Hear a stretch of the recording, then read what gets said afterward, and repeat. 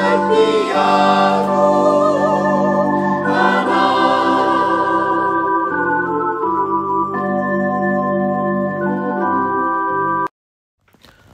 miarabantsika tsirairay avindray tonga eto amin'ny fandraisana ny mofinaina amin'ity sabata maraina fa 7 ny volana desambra ity. Manona fahasoavan'ny tompo aminao ary mirahary ny tsara indrindra amintsika tsirairay avy. Lohandirantsika ny amin'ny mofinaina ny rehefa avakisika. Ry Tompoandriamanitra eo mbola vempisaoranao zay ny amin'ny fitahinao sy fitantananao anay misaotra anao zay fa mbola menao zao fotoana sy ny tombonandro izao indray. Afahanay miaraka aminay, afahanay miara-dalana aminao sy mahafantatra ny fahamarinanao.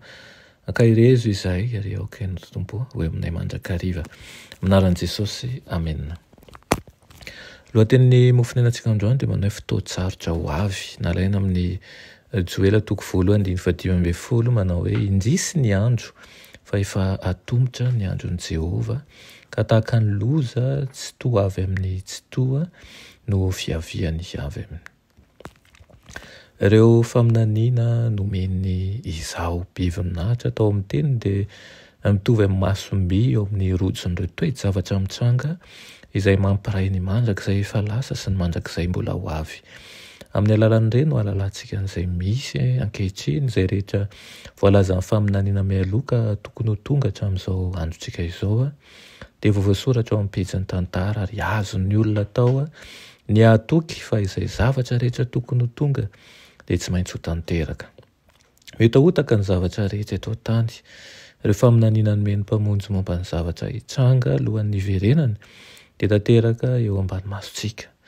Hoy ny Matio 4:20 milaza azy manao hoe andray ady sy filazana ady ianareo fa hisy firenena hitsangana mely firenena ary hisy fanjakana hitsangana mely fanjakana ary hisy mosary sy horohorontany amin'ny tany samihafa.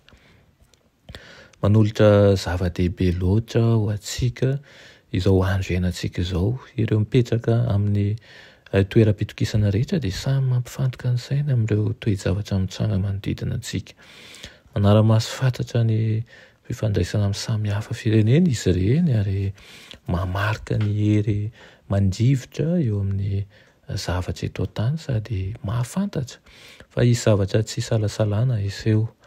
Efa eo ankatoky ny loza manatamba izay mampivarahontsana tokoa manko izao tontolo izao.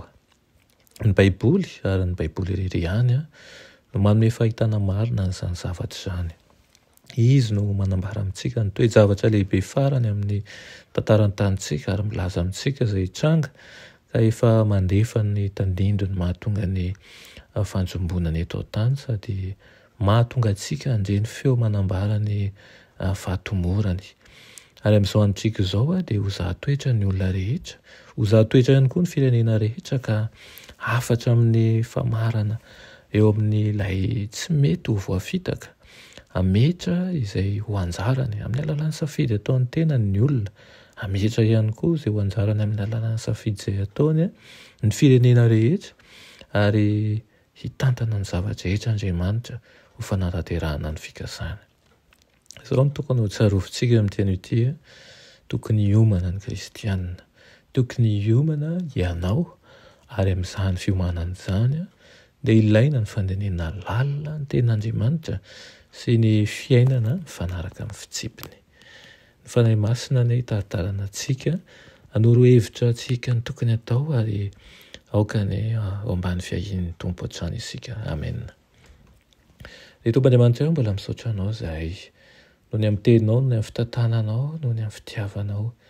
Irina indrindra Tompo ny mba nomezanao hery sy taritanao lalana anay hatrany ka tsy ho very hevitra izahay ny amin'ny firojoatra ny ranomasina fa tokony mandrakariva ny amin'ny teny fikasanao.